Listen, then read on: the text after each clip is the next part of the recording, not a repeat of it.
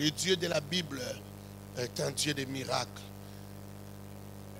Yahweh est un Dieu de miracles. L'Éternel, celui qui s'appelle Je suis, est un Dieu de miracles. Le Seigneur de gloire est un Dieu de miracles. Tout en lui est miracle. Tout est miracle. Pendant donc ces 3 jours, nous allons nous poser 5 questions. Pendant ces 3 jours, je disais, nous allons nous poser 5 questions.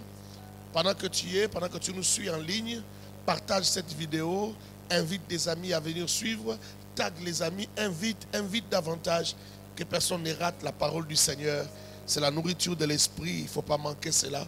Pendant ces temps de confinement dans le monde entier, nous devons partager la parole et nous devons continuer à nous nourrir aussi longtemps que cela est possible, parce qu'il peut aussi arriver un problème tel qu'on ne pourrait même pas partager la parole comme on le fait.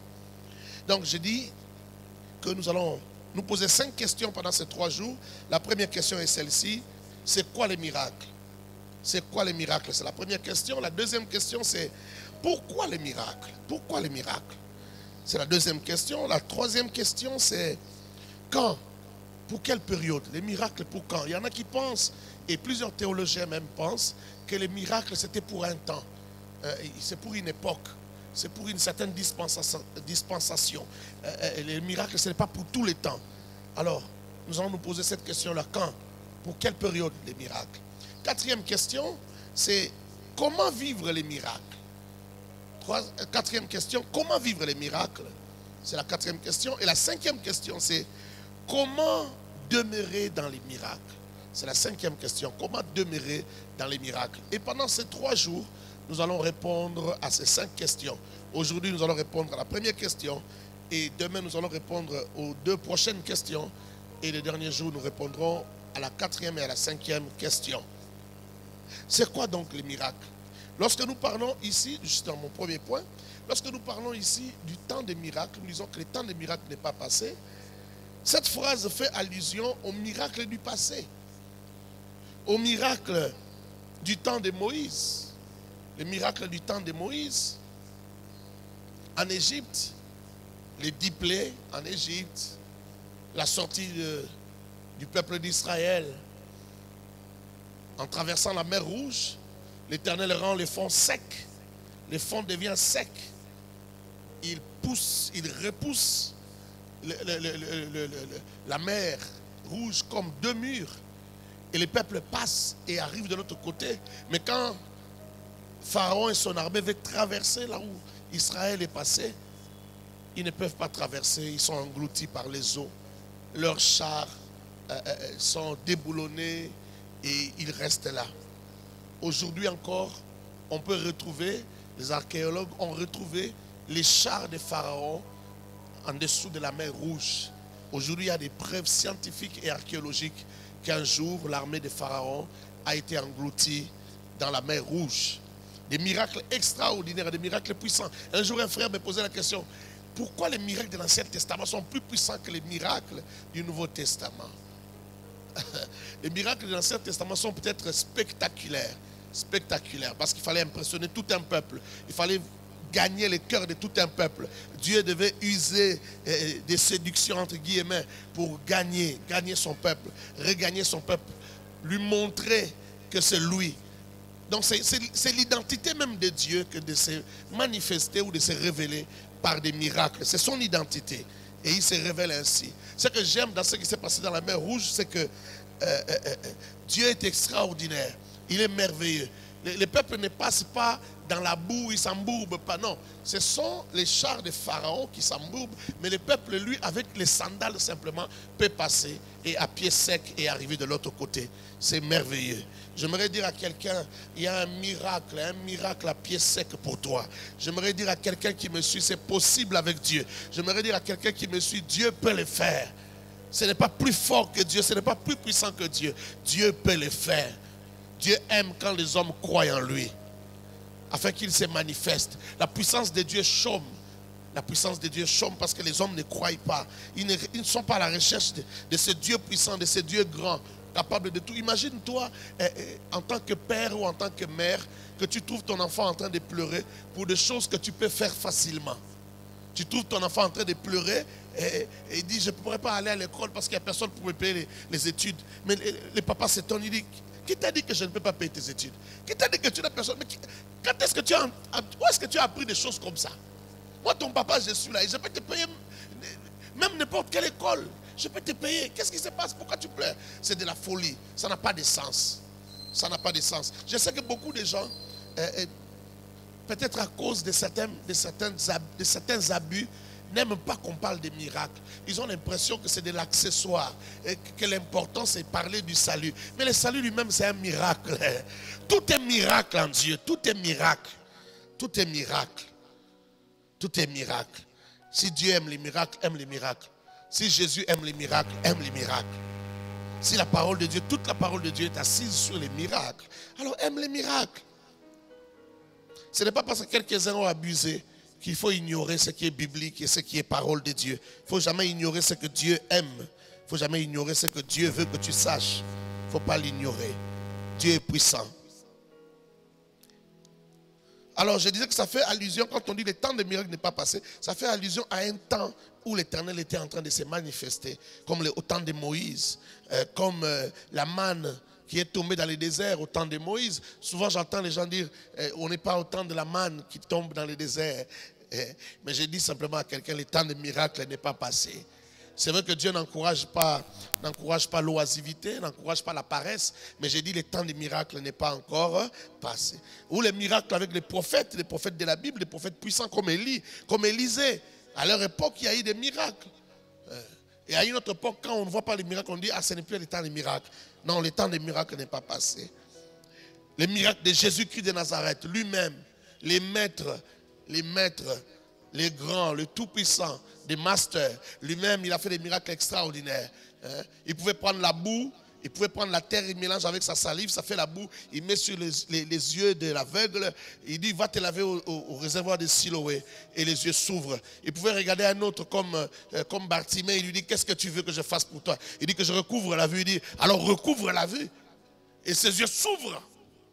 Il pouvait dire à un autre, qu'est-ce que tu veux que je fasse? Non, je vais marcher. Il dit, allez, lève-toi, marche, et il marche. Extraordinaire. Après Jésus, il y a eu ses disciples aussi qui ont fait des miracles extraordinaires. Des choses inouïes, des choses puissantes. Des miracles. Des disciples de Jésus. Pierre et Jean pouvaient regarder cet infirme qui était assis à la porte appelée la Belle, la porte du temple. Nous n'avons ni or ni argent, mais ce que nous avons, nous te le donnons. Au nom de Jésus-Christ, lève-toi et marche. Il se lève et il commence à marcher. Mais il ne veut pas rentrer à la maison. Il entre dans les temples pour célébrer Dieu. Parce que lorsqu'on était infirme, on ne pouvait pas entrer dans les temples. Mais ce jour-là, les disciples de Jésus lui ont donné la possibilité d'entrer dans les temples. Parce qu'il n'était plus infirme. Il pouvait bondir comme l'antilope. Que Dieu te bénisse. Que Dieu te bénisse abondamment. C'est quoi donc la définition du miracle? Le miracle, c'est une intervention de Dieu. Une intervention de Dieu, Dieu qui quitte l'infini et qui entre dans les temporels. Dieu qui quitte le monde de l'infini et il entre dans les temporels et il intervient pour changer une situation. C'est ce qu'on appelle miracle.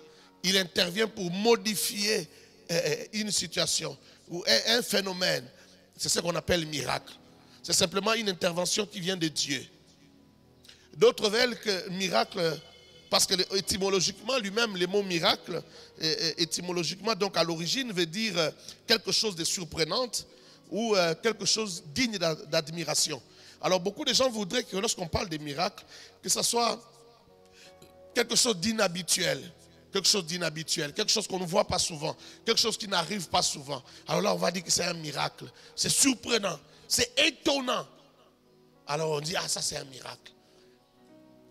Mais selon la pensée de Dieu et selon la Bible et selon tous les dictionnaires bibliques que vous pouvez lire, on parle de miracles dès qu'il y a une intervention du monde spirituel vers notre monde temporel. On parle de miracles. Donc même le parler en langue, c'est un miracle. Parce que c'est inconcevable qu'un homme commence à manipuler, à articuler la glossolalie. C'est comme et c'est un langage, Dieu entend, et la Bible dit que c'est l'adoration ou des actions de grâce excellentes, excellentes. Mais lorsqu'on écoute comme ça n'a pas de sens. Hein, la glossolalie, ça n'a pas de sens. Quelqu'un qui dit ba ba ba ba ba ba ba ba ba ba ba ba.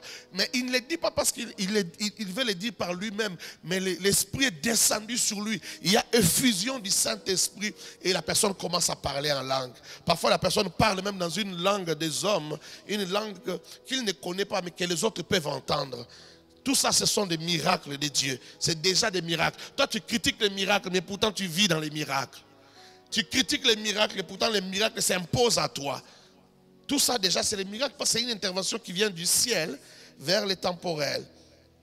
Donc, voilà la définition du mot miracle. Ce que ça veut dire, c'est une intervention de Dieu dans le monde temporel.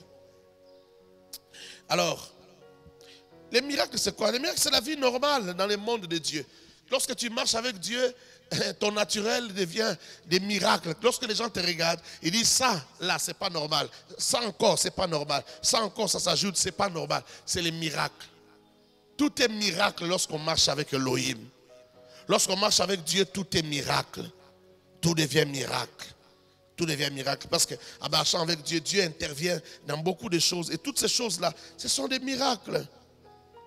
À moins que Dieu soit mort, à moins que Dieu soit inactif, mais aussi longtemps que Dieu n'est pas mort, parce qu'il ne peut pas mourir, aussi longtemps que Dieu est actif, tu vivras des miracles. Tout ce qu'il fera dans ta vie, ça sera des miracles. À chaque fois qu'il va bouger, qu'il y aura un mouvement de Dieu dans ta vie, ça sera un miracle. À chaque fois qu'il y aura une motion, même une petite motion. Moi j'aime dire que Dieu, même lorsqu'il tousse, même lorsqu'il éternue, lorsque même il bouge un peu, éternuer même c'est trop fort. Éternuer, j'ai peur que le monde ne puisse, la terre ne puisse disparaître devant lui. Parce que même un humain, quand il éternue sur la table, les papiers mouchoirs sautent. Mais non, pas éternuer, même bouger même un peu. Hein? C'est gratter un peu. Lorsqu'il veut se sentir bien, il change de position. Il se produit des miracles dans les vies des gens. Il est important que tu connaisses le Dieu en qui tu as cru. Il est important que tu connaisses Dieu pour que tu saches comment marcher avec lui. C'est un Dieu des miracles. Alléluia. Vous savez, lorsque Dieu appelle Abraham, laissez-moi commencer avec Abraham. Il l'appelle en lui parlant de miracles. Je suis dans Genèse chapitre 12. Genèse chapitre 12. Il l'appelle en lui parlant de miracles. Parce que c'est un Dieu des miracles. Voici ce qu'il dit à Abraham. Il dit, l'Éternel dit à Abraham, va-t'en de ton pays, de ta patrie, et de la maison de ton père, vers les pays que je te montrerai. Verset 2. Je ferai de toi une grande nation. Il commence à parler des miracles. Il dit, je ferai de toi une grande nation. Si je n'étais pas entré dans ta vie, si je ne t'avais pas envoyé, tu ne serais pas une grande nation. Mais moi, je ferai de toi une grande nation. Voici le premier miracle. Je ferai de toi une grande nation. Et je te bénirai. Comment toi, Dieu t'a appelé? Comment toi, tu veux que Dieu t'appelle et que tu ne vives pas de miracles avec Dieu? Comment tu vas faire pour marcher avec Dieu sans qu'il y ait des miracles? Comment tu vas faire pour obéir à ce que Dieu te demande de faire sans qu'il y ait des miracles? Si Dieu te dit va, c'est-à-dire qu'il a un plan. Il a quelque chose à faire. Et ce qu'il a à faire dans ta vie là, c'est ça les miracles. Est-ce que quelqu'un peut dire amen? Ce que Dieu veut faire dans ta vie là, c'est ça les miracles. Parce que ce n'est pas naturel, ce n'est pas un phénomène naturel. Ça n'arrivera pas à ton cousin, ça n'arrivera pas, je ne sais pas, à ton ami, forcément avec qui tu as étudié. Non, non, non, non. C'est à toi que Dieu parle. Il a parlé à Abraham. Et Abraham a obéi. Il dit, si tu, donc tu obéis, voici tu deviendras une grande nation. Je ferai de toi une grande nation. Je te bénirai. Oh, j'aime quand Dieu dit un mot. Il sait peser les mots. Quand Dieu dit je te bénirai, c'est qu'il va te bénir, il va exagérer. Il n'y a aucun homme qui va te regarder, qui va dire non, cet homme n'est pas béni. Non. Si Dieu dit je te bénirai, ça dit qu'il va mettre tous les hommes d'accord. Tous les hommes seront unanimes que Dieu t'a béni. Oh, est-ce que quelqu'un dit amen? Je rendrai ton nom grand. Que Dieu dise à un homme, je rendrai ton nom grand. Qui ne va pas reconnaître que cet homme-là est devenu grand? Qui ne va pas reconnaître que son nom est grand? Il dit, je rendrai ton nom grand. Je ne sais pas si la personne qui me suit comprend que c'est Dieu qui parle. Je rendrai ton nom grand, c'est Dieu qui parle. La manière dont Dieu voit la grandeur, ce n'est pas la manière dont toi tu vois la grandeur. Ce que toi tu appelles grandeur, ce n'est pas ce que Dieu appelle grandeur. Ce que toi tu appelles grandeur, c'est par rapport à ce que tu as déjà vu depuis que tu existes. C'est par rapport à ce que tu as déjà entendu de la grandeur depuis que tu existes. Mais quand Dieu dit grandeur, c'est aussi par rapport à ce que lui-même est, par rapport à sa grandeur à lui, par rapport à ses moyens, à sa puissance et à ses capacités. Et c'est par rapport à ce que lui-même a déjà fait et vu. Donc quand Dieu dit je rendrai ton nom grand, oh, c'est très dangereux. Tu ne peux pas imaginer ce que Dieu veut faire. Tu ne peux pas imaginer ce que Dieu est en train de faire. Il dit je rendrai ton nom grand. Je rendrai ton nom grand. Il dit, alors là il fait une déclaration terrible. C'est déjà le début du miracle. Parce qu'il dit à Abraham, donc à partir de maintenant, deviens donc une source de bénédiction. Ça c'est au présent. Il ne dit pas au futur, il dit deviens maintenant une source de bénédiction. Je bénirai ceux qui te béniront. Je maudirai ceux qui te maudiront. Toutes les familles de la terre seront bénies en toi. Extraordinaire. Dieu ne peut pas t'appeler pour une vie de médiocrité. Alléluia. Dieu ne peut pas t'appeler pour une vie sans raison de vivre. Et il y a parfois des vies qui sont tellement stériles que ça ne donne pas envie de les vivre. Mais si, quand Dieu t'appelle, il va te faire passer par des expériences magnifiques, des expériences intéressantes. Même quand les autres dehors ne voient encore rien, ne voient pas encore ta vie sous son meilleur jour, ne voient pas d'éclat chez toi, ne voient pas, je ne sais pas, l'or chez toi, mais à l'intérieur, toi avec Dieu, tu vis déjà des choses extraordinaires. Tu vis déjà des expériences extraordinaires. C'est déjà ça les miracles. C'est déjà ça les miracles. Lorsque Dieu t'appelle, c'est pour des expériences excitantes. Lorsque Dieu t'appelle, c'est pour passer des moments inouïs avec lui, des moments merveilleux. Le problème, c'est que beaucoup de gens se disent enfants de Dieu, ils vont à l'église, ils écoutent la parole de Dieu, mais ils ne vivent rien d'intime avec Dieu. Si tu vis des choses intimes avec Dieu, si tu vis une vraie relation avec Dieu, tu vas vivre des choses excitantes. Et tout ce que tu vas vivre là, ça s'appelle miracle. Que Dieu soit loué. Donc Dieu appelle Abraham pour des miracles. Le Dieu d'Abraham, c'est aussi le Dieu d'Isaac. Il marche avec Isaac dans les miracles, des choses extraordinaires. J'aime ces passages. J'aime ces passages de Genèse chapitre 26 où la Bible dit, cette année-là, Isaac s'aima. Cette année-là, Isaac s'aima. Il fait quelque chose de naturel. Il fait quelque chose qui appelle à l'accomplissement, mais dans un phénomène naturel. Quand on sème, on récolte. Mais lorsque lui sème, parce qu'il est un fils du miracle, il est le fils de l'alliance, il est le fils d'Abraham. Lorsque lui sème, la Bible dit, il récolta cette année-là au centuple.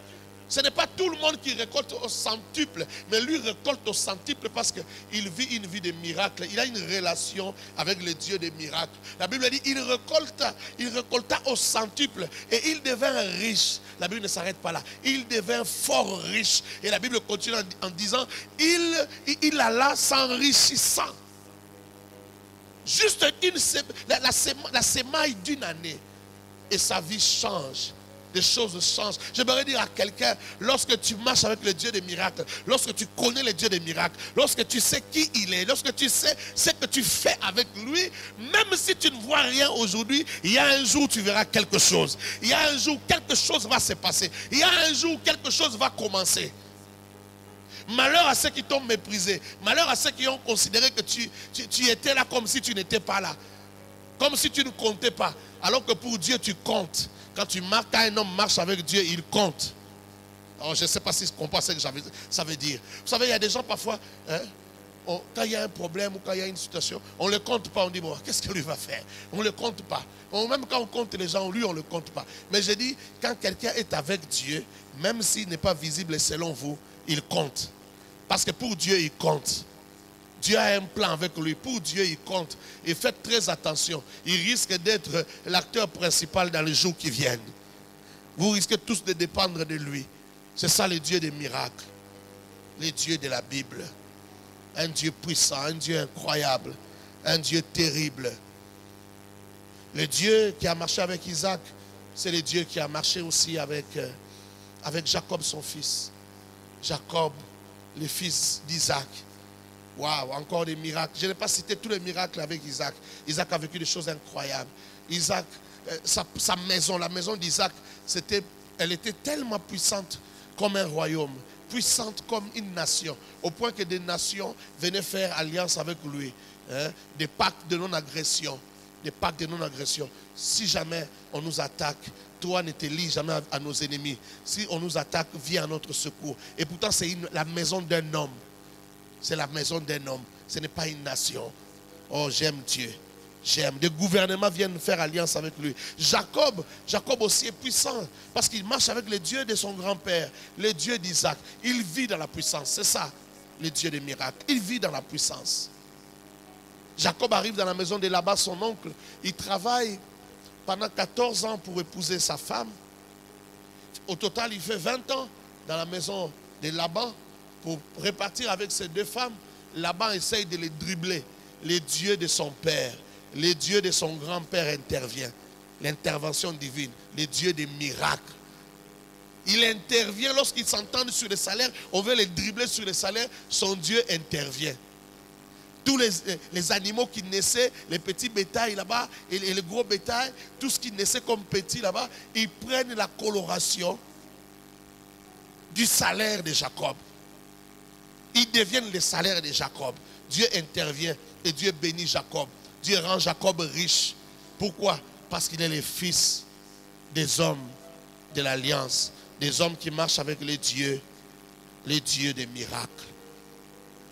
Voilà, nous sommes donc en train de parcourir la Bible pour que tu comprennes c'est qui le Dieu des miracles.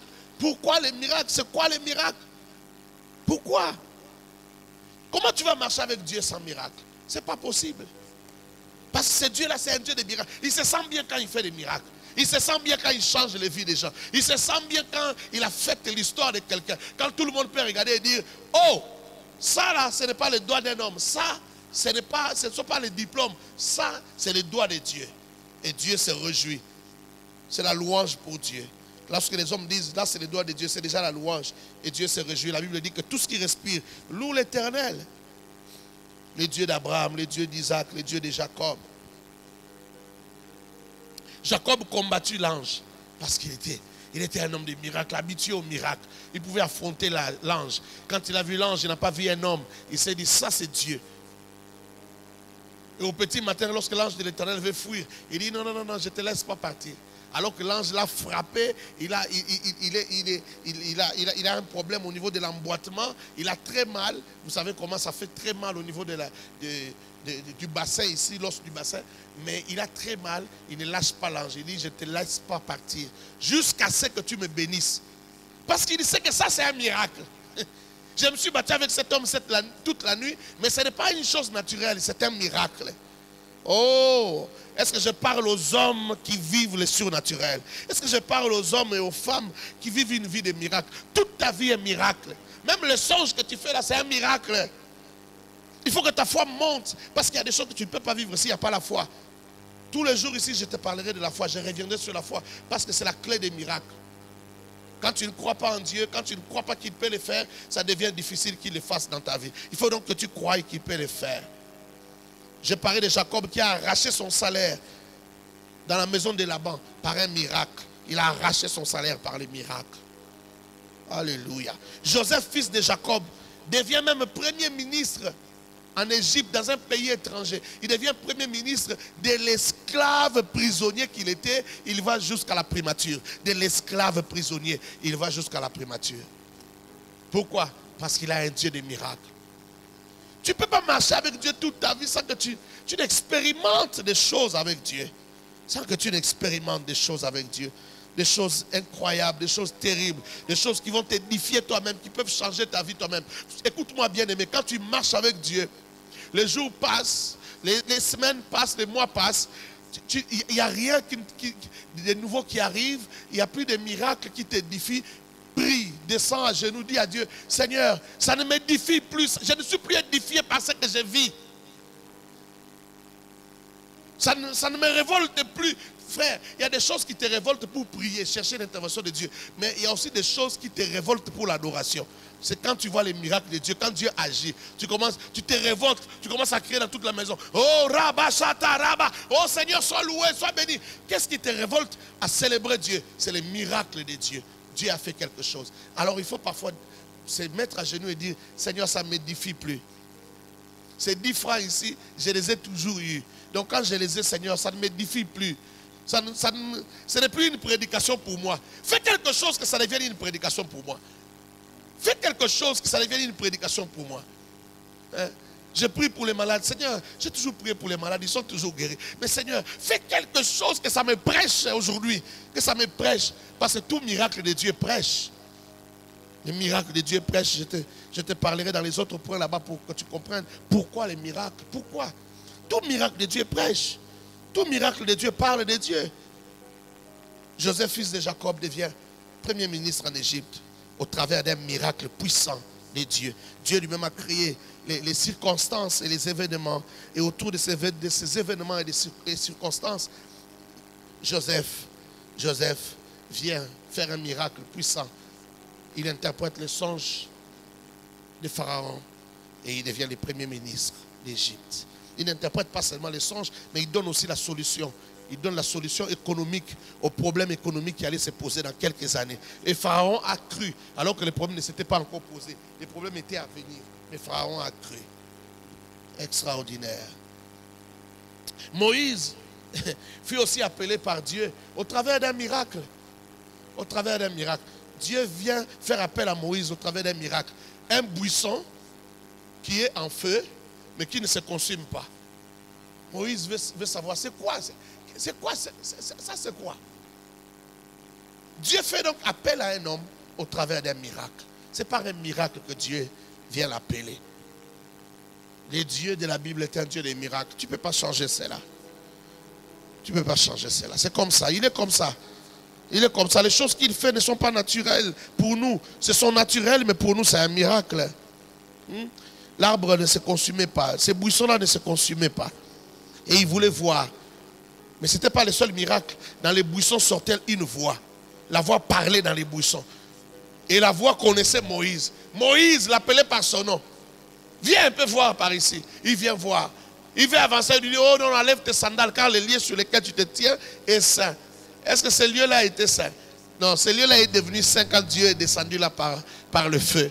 C'est en ce moment que ce lieu est devenu saint. Et Dieu lui dit d'enlever les chaussures pour qu'il soit encore plus conscient qu'il est en face de Dieu. Qu'il est en face d'un miracle qui se produit là. Dieu utilise des miracles. Je suis déjà presque en train de répondre à la question pourquoi. Tu comprendras ça mieux demain. Il utilise des miracles pour appeler. Pour appeler Moïse. Parce que le travail qu'il voulait donner à Moïse, c'était un ministère de miracles. Un ministère où il devait convaincre par des miracles. Il devait convaincre par des actions puissantes. Des choses surnaturelles. Pourquoi? Parce qu'il avait en face de lui un pharaon surnaturel. Un pharaon qui aimait les miracles, qui vivait dans des miracles. Mais il fallait des miracles qui soient au-dessus de ces miracles-là. Pour le confondre. Alors Dieu commence sa marche avec Moïse par des miracles. Quelque temps plus tard, Dieu va utiliser Moïse en Égypte pour libérer le peuple, réclamer la libération du peuple d'Israël. Il utilise dans des miracles terribles qu'on a appelés les 10 plaies. Les 10 plaies. Les 10 plaies de Moïse. Les 10 plaies qui ont frappé l'Égypte. Il a commencé par, la première plaie, il a commencé par rendre le Nil, le fleuve Nil, il a rendu du sang. L'eau est devenue du sang. Et il a envoyé Aaron. Dieu a dit, envoie aussi Aaron qu'il élève son bâton sur les rivières, sur les ruisseaux. Même les étangs, là où on fait la pisciculture à la maison, dans les quartiers. Tout est devenu du sang. L'Égypte, les Égyptiens, pour boire de l'eau, il fallait faire des puits maintenant. Il fallait faire des puits pour boire de l'eau. Tout ça, c'était pour convaincre Pharaon de libérer les peuples. C'était des miracles. La deuxième plaie, c'était des grenouilles. La prolifération des grenouilles. Il y avait des grenouilles partout. La vie était devenue impossible. Pharaon a supplié Moïse. Il dit, viens enlever les grenouilles. Viens, demande à ton Dieu d'enlever les grenouilles. Vous savez, ces deux premiers miracles, lorsque ces miracles se sont produits, Moïse a dit, oh, mes serviteurs aussi peuvent le faire. Ils ont imité les miracles.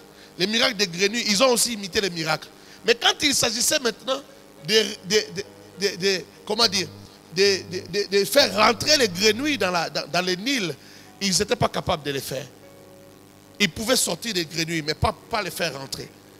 Il y a des choses qui ne peuvent changer que par les miracles.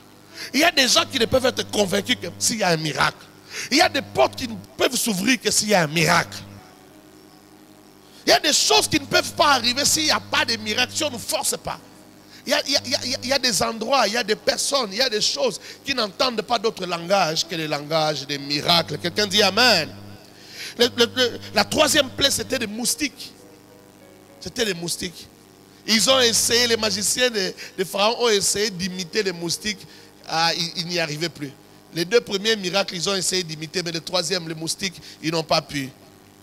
Et là, jusqu'à la 10e plaie, ils n'étaient plus capables d'imiter les moustiques. 4, les mouches venimeuses.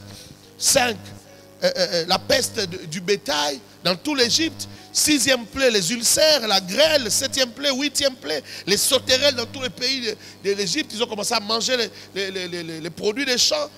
9, les ténèbres sur tous les pays. Et la 10e plaie, c'était la catastrophe, c'était la cata. C'était tous les premiers-nés, tous les fils premiers-nés, même les premiers-nés de bétail sont morts en une seule nuit. Dieu a frappé l'Égypte, mais par la bouche et par la déclaration de Moïse. Moïse a imposé un miracle qui a fait trembler l'Égypte. Même le fils premier-né de Pharaon est décédé. Et ce jour-là, Pharaon a dit, partez. Vous pouvez maintenant partir. Je ne peux plus résister. Je ne peux plus. C'est comme on dit, oh les mains. Il a levé ses mains, il a dit, j'abandonne, j'abandonne. Je résistais, mais maintenant j'abandonne. Je ne peux plus. Je ne peux plus continuer. Oh, il y a des choses qui peuvent changer dans ta vie, qui ne peuvent changer dans ta vie que par un miracle puissant de Dieu. Que par un défi où tu vas montrer la force de ton Dieu, où tu vas t'imposer par un miracle puissant. Oh, je crois que quelque chose va se passer dans ta vie pendant ces 3 jours. Je crois que Dieu va te visiter. Je crois que ta compréhension des choses va changer et ça va t'amener à vivre quelque chose avec Dieu. Vous savez, à chaque fois que notre compréhension de la parole de Dieu, de la profondeur de Dieu change, quelque chose aussi change dans notre environnement. Un miracle est prêt à arriver. Parce que la parole de Dieu, Jésus dit à ses disciples, ces paroles que je vous ai dites sont esprit et vie. Dans la parole, dans toute parole de Dieu se trouve l'esprit de Dieu et se trouve la vie de Dieu. Donc esprit et vie, quand ça entre en toi, une nouvelle compréhension de la parole, une nouvelle compréhension d'une profondeur de la parole, il y a quelque chose qui s'invite, il y a un miracle qui devient possible dans ta vie. Que Dieu te bénisse abondamment. Dieu a envoyé des prophètes puissants, après Moïse, des prophètes puissants comme Élie, comme Élisée, des miracles puissants avec Élie. Élie un jour dit, il n'y aura plus de pluie en Israël si ce n'est à ma parole. Et pendant 3 ans et demi, il n'y a plus eu de pluie. Un prophète puissant. Comment tu vas être prophète? Comment tu vas faire le travail de Dieu? Tu critiques les miracles. Tu es contre les miracles. Tu es contre ceux qui croient aux miracles. Tu veux être simple. Vous savez, beaucoup de gens n'aiment pas parler des miracles, n'aiment même pas qu'on en parle parce qu'il n'a pas la foi. Il a peur que ça échoue. Il a peur que ça ne marche pas. Moi, je ne peux jamais avoir peur que ça ne marche pas. Parce que ce n'est pas moi qui fais les miracles, c'est Dieu qui fait les miracles. Dieu est puissant, Dieu est grand. Il dépasse mon intelligence. Même quand je ne comprends pas, je reste prêt à recevoir un miracle de Dieu. Les miracles ne dépendent pas de moi, de ma force à moi, mais ça dépend de Dieu. Moi, tout ce que je dois avoir, c'est la foi. Manifester la foi. Élie a dit, il n'y aura pas de pluie ces années-ci. Sinon, à ma parole. Quand vous lisez dans 1 Roi chapitre 17, 1 Roi chapitre 17, verset 1, Élie le dit, Élie le Tishbite, il dit, il n'y aura pas de pluie. Et le ciel se ferma pendant 3 ans et demi. Et j'aime ce qu'un apôtre de Jésus-Christ dit à propos de ces miracles d'Élie. Il dit, Élie était un homme de même nature que nous. Je suis dans Jacques chapitre 5, verset 17. Jacques chapitre 5, verset 17. Il dit, Élie était un homme de la même nature que nous. Il pria avec instance pour qu'il ne pleuve pas et il ne tomba pas de pluie sur la terre pendant 3 ans et 6 mois. Il dit, mais Élie était un homme de même nature que nous. Pourquoi il commence par dire Élie était un homme de même nature que nous? Parce que les miracles étaient tellement puissants, tellement incroyables. C'est ce qu'un homme ne peut pas faire. Mais c'est Élie qui pria et l'Éternel exauça. Un miracle s'est manifesté en Israël. Tout le monde était témoin, même les païens, même ceux qui priaient Baal étaient témoins qu'il n'y a pas de pluie parce qu'un homme a parlé et cet homme-là s'appelle Élie. J'aime Dieu. Est-ce que dans cette nation ici, est-ce que sur cette nation, est-ce qu'un homme peut se lever, parler et que tout le monde se rende compte que c'est parce qu'un homme a parlé? Ces temps ici réclament de Élie. Est-ce qu'il y a un homme qui peut se lever et dire à partir de telle date, il n'y aura plus de coronavirus dans telle ville ou dans tel pays et ça s'arrête comme il a dit? Pourquoi? Pourquoi la différence? Non, l'apôtre Jacques précise, il pria avec instance. Il était comme nous, mais seulement il priait avec instance. Il était de même nature que nous, en chair et en os comme nous, mais il priait avec instance. Nous en parlerons en détail lorsque nous parlerons de comment vivre les miracles et de comment demeurer dans les miracles. Extraordinaire. Élisée, le fils spirituel d'Élie, Élisée vient. Oh, il fait aussi des choses incroyables. Il fait remonter une hache empruntée qui est tombée dans la rivière. Il fait remonter cela en jetant juste un morceau de bois. Quand tu jettes un morceau de bois sur l'eau, le morceau de bois doit nager, doit rester au-dessus. Ça ne tombe pas en bas. Ça n'entre pas dans l'eau, ça ne coule pas. Mais lorsque lui jette le morceau de bois coule, va chercher la hache. Le morceau de bois reste là-bas et la hache monte. Imaginez-vous une hache avec l'acier qui remonte sur la surface des eaux. Élisée a vécu des choses extraordinaires, des choses incroyables. Des miracles, beaucoup de miracles. Avec la femme sunamite, cette femme qui n'enfantait pas, Élisée lui a dit, qu'est-ce qu'on peut faire pour toi? Son serviteur lui fait remarquer qu'elle n'a pas d'enfant. Son mari est vieux, ils n'ont pas d'enfant. Il dit, bon, l'année prochaine, à la même période, lorsque nous repasserons par ici, nous te trouverons avec un enfant, tu porteras un enfant. Le Dieu de la Bible n'est pas l'oncle de ton Dieu, n'est pas la tante, je sais pas, les grands frères de ton Dieu. Non, le Dieu de la Bible, c'est ton Dieu, c'est un Dieu de miracles. Accepte cela, c'est un Dieu de miracles. Oh, je dis à quelqu'un, accepte cela. Quel que soit le diagnostic du médecin, n'oublie pas que ton Dieu c'est un Dieu de miracles. Rappelle-toi que c'est un Dieu de miracles. On t'a dit tu as un cancer, dans 6 mois tu vas mourir. Oh, rappelle-toi que ton Dieu est un Dieu de miracles.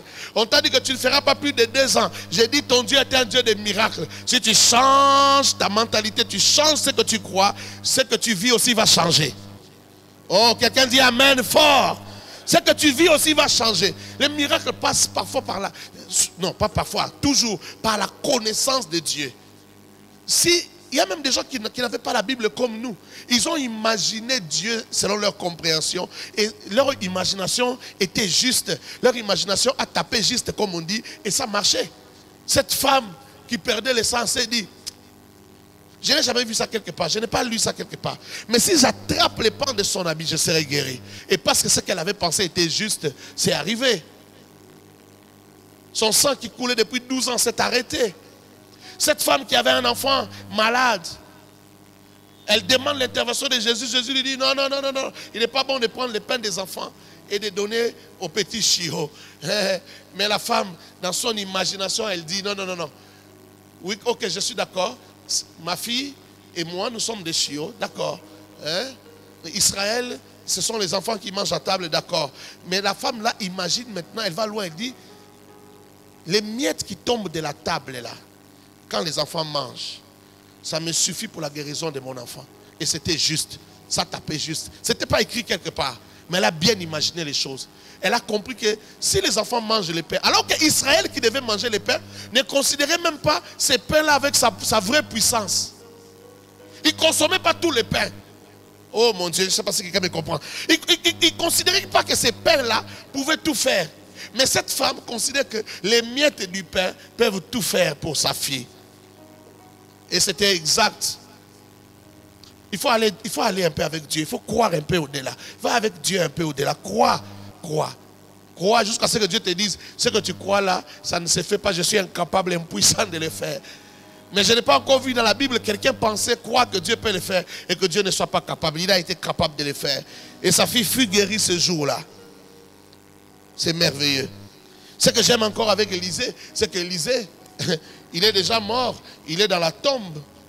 on vient enterrer quelqu'un, ses os sont déjà secs, on vient enterrer quelqu'un pendant la guerre, les gens sont pressés, quand ils apprennent qu'ils sont poursuivis par une troupe en armes là-bas, ils jettent le corps, je ne sais pas s'il y avait érosion ou quoi, mais le corps touche le corps d'Élisée. Élisée dans sa tombe, tranquille, en train de se reposer, il est déjà resté squelettique. Mais lorsque les morts, les cadavres touchent le corps d'Élisée, oh, la Bible dit quelque chose d'étonnant. C'est que les morts ressuscitent. Les morts, j'imagine quand le mort ressuscite, on l'a jeté, ils ont fui. À leur grande surprise, ils regardent en arrière. L'homme qu'ils sont allés enterrer est en train de le suivre aussi. Il est en train de fuir avec eux. Mais pourquoi vous me laissez ici? Pourquoi vous fuyez? Moi, je reste ici.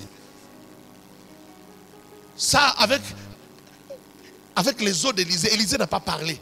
Élisée n'a pas déclaré. Mais les os d'Élisée. Élisée est tellement resté dans la présence de Dieu. Il a tellement prié. Il a tellement cru au miracle. Que même après sa mort, l'onction est restée sur ses os. Oh mon Dieu. Tu sais, l'onction peut s'attacher aux os, à ton corps, à tes habits, à tes chaussures. L'onction peut s'attacher à tout ce que tu as. Parce que tu es tellement resté dans la présence de Dieu que l'onction, la présence de Dieu, cette puissance, cette onction qui produit des miracles reste même sur tes habits. J'aime Dieu. J'aime Dieu. Un jour, j'ai vu une femme, par sa foi, j'étais en train de parler comme je parle là. Elle est venue, elle a attrapé la veste. Elle a attrapé le bout de la veste. Elle est partie. Ça faisait 6 ans qu'elle était mariée sans enfant. 2 mois après, elle est tombée enceinte. Extraordinaire. C'était sa foi. Elle a cru que si elle touche, quelque chose va se passer. Et quelque chose s'est passé. Que Dieu bénisse les personnes qui nous suivent. Il y a quelqu'un qui a besoin d'un miracle. Il y a quelqu'un qui veut ignorer les miracles, qui veut même critiquer les miracles. Et pourtant, il a besoin d'un miracle. Dieu attend seulement qu'il croie que ça peut se faire. Il y a des gens qui sont désespérés, qui disent, oh, le médecin a dit, tous les médecins ont dit, telle chose, on a dit ceci. Mais laisse une marge au miracle, laisse une marge au miracle. Laisse une marge à Dieu, Dieu peut le faire, Dieu peut intervenir. Laisse-lui une marge. Crois aussi que Dieu peut faire quelque chose. J'aime Dieu. J'aime Dieu. Vous savez, il y a des miracles parfois qui nous renvoient des messages codés, des messages pour des générations, comme des miracles d'Élisée, les miracles d'Élie, les miracles de Moïse. Ce sont des messages codés pour des générations. Parce que nous allons voir cela. Vous allez voir que Israël, pendant les règnes de l'Antéchrist, Israël ne sera converti, ne va se repentir que si Élie et Moïse viennent leur prêcher. Comment ils sauront que c'est Élie et Moïse? Par les miracles que Moïse a fait, par les miracles que Élie a fait. C'est là qu'ils sauront. Donc il y a des miracles qui ont été faits dans l'Ancien Testament, des miracles qui sont dans la Bible, qui sont des codes pour des générations futures, qui sont des messages pour des générations futures. C'est le langage de Dieu. Le langage de Dieu, c'est dans les miracles. Même le bégaiement de Dieu, c'est dans les miracles. J'aimerais dire à quelqu'un, même le bégaiement de Dieu, c'est dans les miracles. Que Dieu te bénisse, toi qui me suis. Laisse que quelque chose se passe dans ta vie. Que quelque chose change dans ta vie. Alléluia. Que dirons-nous des miracles dans la vie de Jésus? Des miracles dans la vie de ses disciples?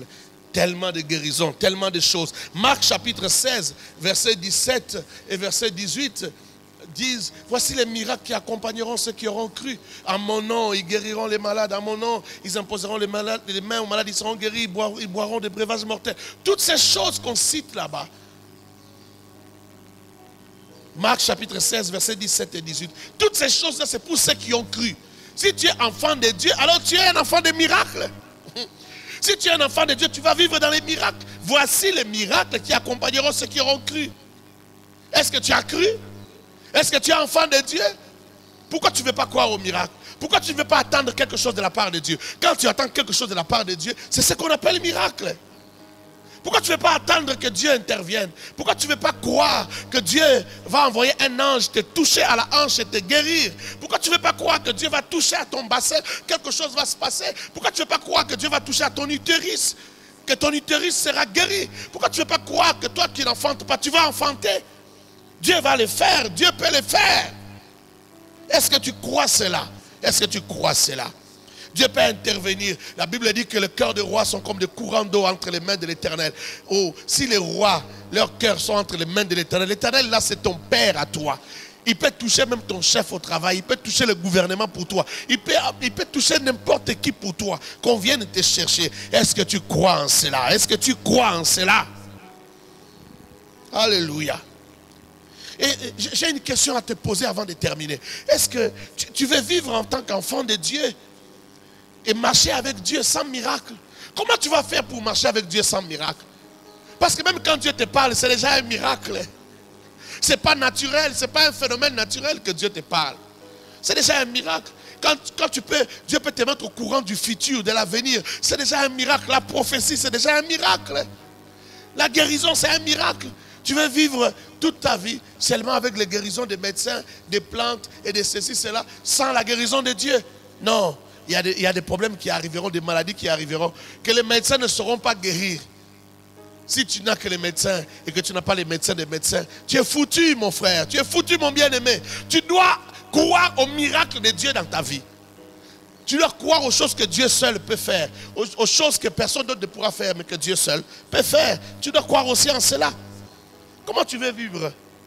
Comment tu veux vivre avec Dieu sans miracle? C'est impossible. Tout avec lui est miracle. Quand il entre dans ta vie, les miracles commencent. Son entrée déjà c'est un miracle. Tu changes de vie. Tu étais un fumeur de chanvre. Tu étais un voyou. Tu étais insolent. Tu étais impoli. Mais dès que Dieu est entré dans ta vie, les changements c'est un miracle. Les gens s'étonnent. Est-ce que ça c'est lui? Hein? Est-ce que ça c'est lui? Ça c'est Pichou? Ça c'est Serge? Ça c'est Papi? Mais c'est pas possible. Je ne le reconnais plus. Tu ne le reconnais plus parce que Dieu est entré dans sa vie et un miracle s'est produit. Un miracle dans son comportement s'est produit. Tout est miracle. Même lorsque tu parles en langue, c'est le miracle. Tout est miracle. J'aimerais dire à quelqu'un, ce n'est pas encore fini. J'aimerais dire à quelqu'un, ne perds pas espoir. J'aimerais dire à quelqu'un, tout est possible avec Dieu. Le Dieu des miracles est réel. Le Dieu des miracles est vivant. Il est le même hier, aujourd'hui et éternellement. Il ne change pas. Il est le Dieu des miracles. Tel il a marché dans les rues de Samarie, dans les rues de Béthanie, faisant des miracles, guérissant des malades, apportant la consolation. Il le fait encore aujourd'hui. Il le fait encore aujourd'hui. Vous savez, quand vous lisez la Bible, vous allez vous rendre compte que ces miracles qui se font, ce sont des miracles parfois pour démontrer la puissance de Dieu. Parfois, c'est pour démontrer la compassion de Dieu. Parfois, c'est pour montrer la justice de Dieu. Parfois, Dieu intervient parce qu'il veut que les choses soient justes, qu'il n'y ait pas d'injustice. Parfois, c'est pour démontrer la colère de Dieu. Parfois, c'est pour manifester l'amour de Dieu, je l'ai dit. Et parfois, c'est pour manifester juste l'aide de Dieu dans le quotidien. Comme les miracles avec Élisée. C'était seulement l'aide de Dieu dans le quotidien. On a perdu la hache. Même pour la hache, Dieu vient intervenir. Un miracle de Dieu s'est produit. Oh, Dieu peut intervenir dans ta vie. Même dans le quotidien. Même pour les pains, il peut intervenir. Même pour changer, toucher à ta réputation, il peut intervenir. Pour réparer ta réputation auprès de quelqu'un avec qui vous devez marcher, Dieu peut intervenir. Il peut intervenir même dans les moindres détails. Arrête de perdre courage. Ne perds pas courage. L'Éternel est avec toi. Si tu me suis à partir de ton lit d'hôpital ou à la maison, tu es atteint du Covid-19, je dis ne perds pas espoir. Elohim peut te guérir. Et Elohim va te guérir si tu le veux. Il va le faire. Il va le faire. Ne perds pas courage. Ne dis pas que moi, dans ma famille, personne n'a jamais fait ça. Ça n'arrivera pas. Ça va arriver. Ça peut arriver. Le changement peut arriver. Quelque chose peut se passer. Toi qui m'écoutes, j'aimerais que tu saches que tu ne dois pas perdre courage. C'est possible. L'Éternel peut le faire. Ça peut se faire. Ça peut se faire. Moi, je crois en toi. Je crois en toi. L'Éternel m'a appris à croire en tous les hommes. À croire que quelque chose de bon peut sortir d'un homme mauvais. Croire que de grandes choses peuvent arriver dans la vie d'un homme. C'est possible, ça peut arriver dans ta vie. Dieu peut le faire dans ta vie. Tout ne dépend pas de ton histoire. Tout ne dépend pas de ce que tu as été dans le passé. Tout ne dépend pas de ce qui s'est passé dans ta famille, du nom de ton père. Non, non, non. Tout ne dépend même pas de tes diplômes. Tout ne dépend même pas de tes échecs du passé. Mais tout dépend de ton attitude d'aujourd'hui. Comment tu vois les choses. Quel mental tu as. Est-ce que tu as le mental de gagnant ou tu as le mental mental des perdants. Est-ce que tu crois que c'est possible ou tu ne crois pas? Si tu crois, c'est possible. Sans regarder le passé, sans regarder le nombre de fois que tu as échoué dans le passé. Si tu crois maintenant, ça va arriver. Sans regarder le nombre de fois où on t'a diagnostiqué, où on t'a touché, où on t'a fait des examens. Si tu crois maintenant, ça va arriver. Ton mental, ton attitude, qu'est-ce que tu crois aujourd'hui? Que ton attitude aujourd'hui envers Dieu et en face de ta situation ne dépende pas de ce que tu as vécu, de ce qu'on t'a dit. On t'a tellement injurié dans ta famille, on a tellement dit des choses, on t'a tellement méprisé que tu dépends de tous ces mépris-là. Tu dépends des paroles qu'on a dit. Non, laisse toutes ces choses que les hommes ont dit. Est-ce que tu crois à la parole de Dieu? Si tu crois à la parole de Dieu, quelque chose de nouveau peut commencer. Quelque chose de nouveau peut commencer. Quelque chose de nouveau peut commencer. Laisse que l'Éternel te bénisse et que l'Éternel te bénisse abondamment. Nous allons passer un temps dans la prière. J'aimerais prier avec toi avant de terminer. On va chanter avec la chorale et nous allons prier. Est-ce que tu peux commencer déjà à prier là où tu es? Tu peux commencer à parler. Si tu as déjà parlé en langue, commence à parler en langue là où tu es à la maison. Commence à parler en langue là où tu es. Si tu as déjà parlé en langue, si tu n'as jamais parlé en langue, ce n'est pas un problème. Parle en intelligence. Commence à parler. Commence à parler. Commence à bénir le Seigneur. Commence à célébrer Dieu. Commence à dire, Seigneur, tu es bon. Seigneur, tu es grand. Seigneur, tu peux le faire. Seigneur, tu vas le faire. Est-ce que tu peux le dire? Répète-le, Seigneur, tu vas le faire. Seigneur, tu peux le faire. Quand tu dis ça, tu penses à quelque chose. Tu penses à un problème. Tu penses à quelque chose. Dis, Seigneur, tu peux le faire. Seigneur, tu peux le faire. Seigneur, tu peux le faire. Seigneur, tu peux le faire arriver. Seigneur, tu peux l'accomplir. Tu peux le réaliser. Rabo Sandaraba Shatarabake. Rabo Sakaraboshea. Rabo Sanderebosh. Oh, alléluia. Oh oui, nous levons nos mains pour te louer. Shenderebo Sanderebo Sanderebo Sanderebo. Nous te rendons gloire. Alléluia. Oh oui, nous levons nos mains pour te louer. Exalte ton Seigneur. Car tu es Dieu, Seigneur, tu fais des miracles. Nul n'est comparable à toi. Oh, Sharabaya Baya Bayoke.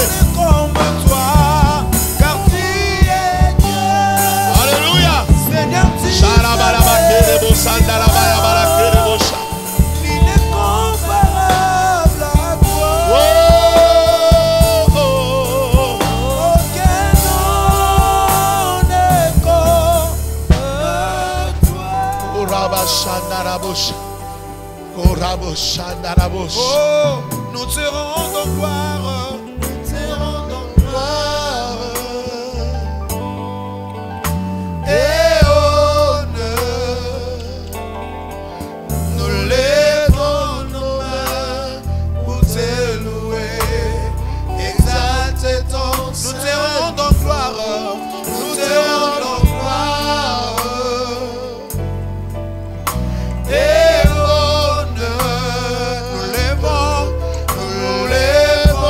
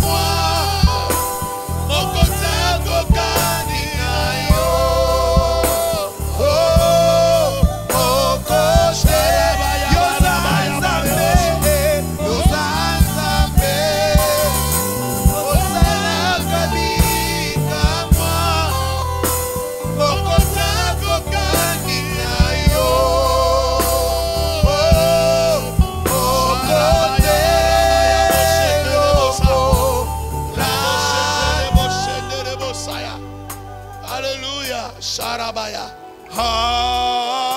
Alléluia.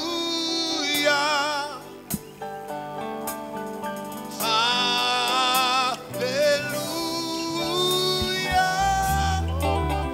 Éternel Dieu de gloire. Est-ce que tu peux dire là où tu es? Il va le faire, il va le faire.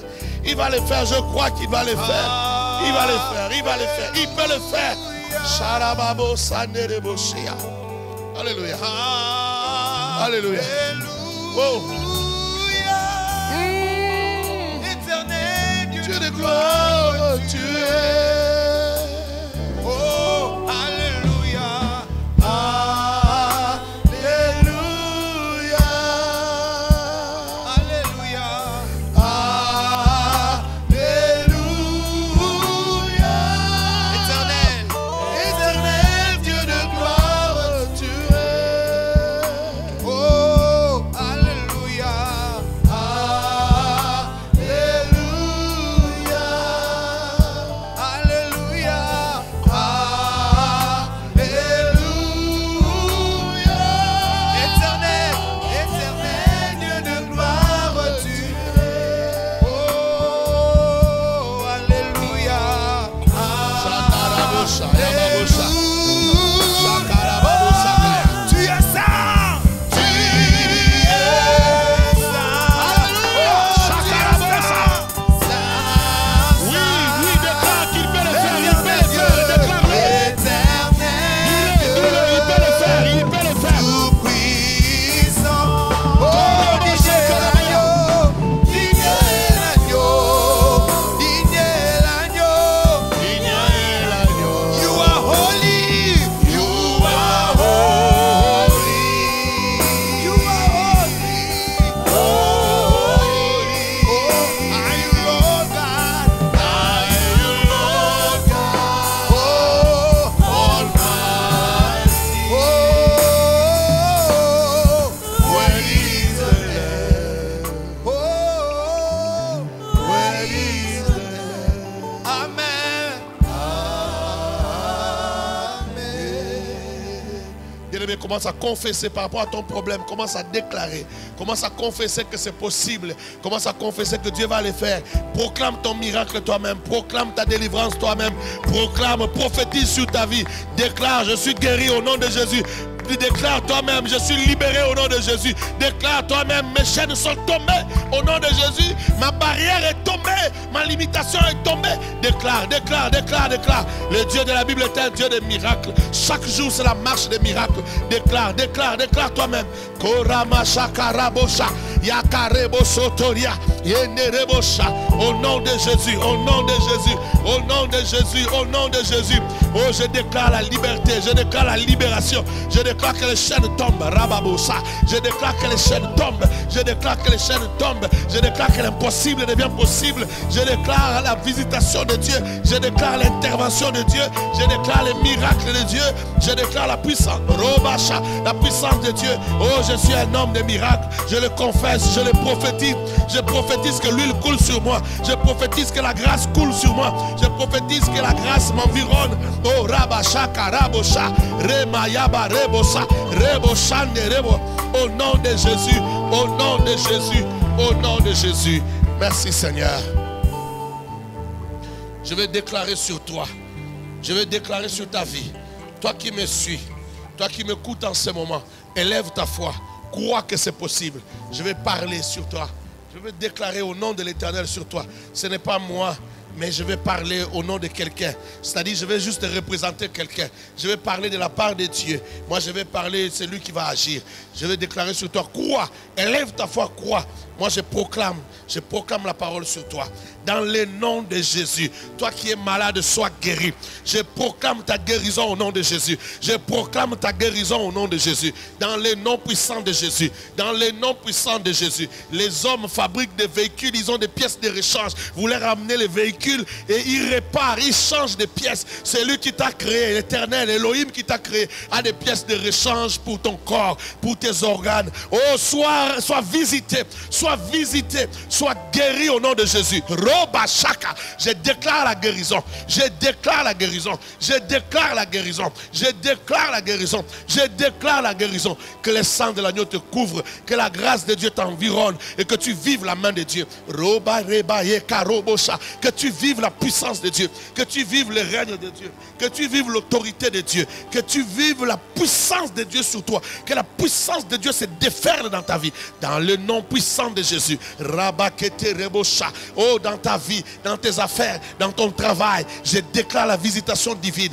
je déclare la main de Dieu, que Dieu descende, que la grâce de Dieu s'appesantisse sur toi, que la grâce de Dieu s'appesantisse sur tes affaires, que la grâce de Dieu s'appesantisse sur ce que tu fais, dans le nom de Jésus, dans le nom de Jésus, dans le nom de Jésus. J'appelle la gloire de Dieu à entrer dans ta vie, Rabasheke, à éclairer ta vie, que la gloire de Dieu éclaire ta vie, que la gloire de Dieu devienne ta lumière, la lumière qui éclaire ta maison, qui éclaire tes affaires, dans le nom de Jésus. Malgré ce confinement, malgré ce temps de crise, oh, je demande à Dieu de te visiter, je demande à la grâce de Dieu de te visiter. Robo Sheke, Rebo Sutake, Rebo Seke Reboya, Rebo Shende Reboya. Je prophétise sur toi, tu vivras la main de Dieu, tu vivras la main de Dieu, tu vivras la gloire de Dieu. Roma Shakarabaya, la contagion qui frappe même en plein midi, même en pleine nuit, ne t'atteindra pas. Que 1000 tombent à ton côté, 10 000 à ta droite, tu ne seras pas atteint. Je déclare la gloire de Dieu sur toi, je déclare la présence de Dieu sur toi, je déclare le miracle de Dieu sur toi. Roba Shekarabosha. Je vais déclarer, toi tu vas répondre, je sors. Je vais déclarer et toi tu vas répondre, je sors. Tu me suis, moi je déclare, toi tu réponds, je sors.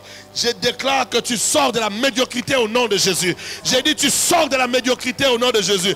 J'ai dit tu sors des échecs répétés dans le nom de Jésus. Tu sors des échecs répétitifs dans le nom de Jésus.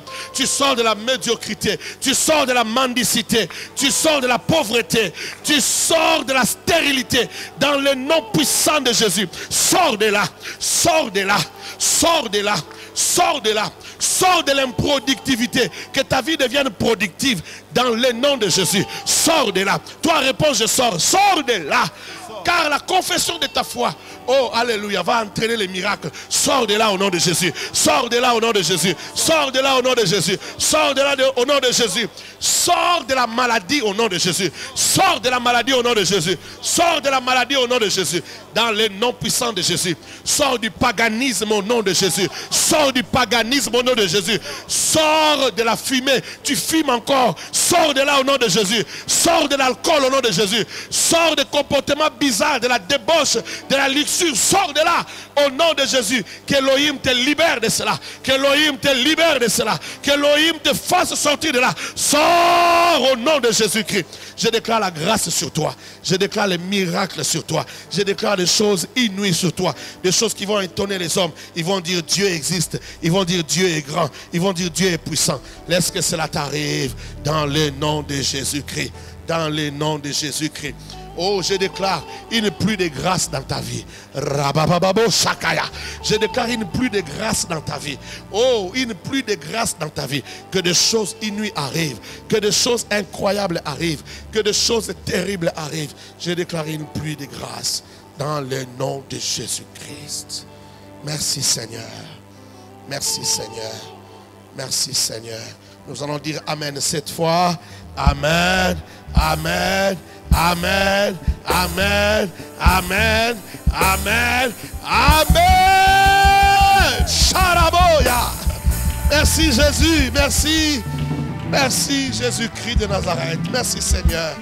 Gloire à toi Seigneur Jésus. Bien-aimés, nous sommes là aujourd'hui. C'était juste le premier jour. Demain encore nous serons là et après-demain. Reste avec nous.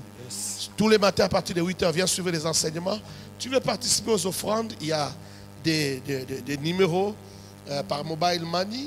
Pour ceux qui sont à Kinshasa, tu peux participer avec tes offrandes. Ça permet à l'église de vivre, ça permet à l'église de dépenser pour les mégas. Vous savez, nous sommes dans un pays où avoir les mégas, la connexion coûte très cher. mais nous nous sacrifions pour le travail de Dieu. C'est ça notre appel. Nous devons le faire pour Dieu, pour la gloire de Dieu et pour que la bonne nouvelle t'arrive. Donc, tu peux envoyer ton offrande par mobile money, tout comme tu peux envoyer aussi par un numéro de compte. Tu peux faire un virement bancaire pour ceux qui sont loin. On vous donne les numéros, les numéros de compte par virement bancaire, tout comme par une application que vous allez voir là. Vous pouvez aussi, à l'aide de votre carte, faire les transferts par cette application MaxiCash qui va apparaître sur vos écrans. Vous pouvez aussi virer par virement bancaire. Que Dieu vous bénisse, que l'Éternel vous fasse du bien. Demain matin, nous nous retrouvons à 8 h, l'heure du miracle. Nous allons partager la parole qui transforme l'esprit, qui touche l'esprit, qui change la mentalité, qui change l'attitude, car l'attitude et les mentales vont déterminer ton miracle. Que Dieu te bénisse, que Dieu vous bénisse abondamment. Chorale, merci beaucoup. Kolonanga Yesue, kolonanga na lukio na lilita yo salite. Kolonanga Yesue, kolonanga na lukio na lilita. Oh, yaya nanga Yesue, kolonanga na lukio na lilita yo salite. Kolonanga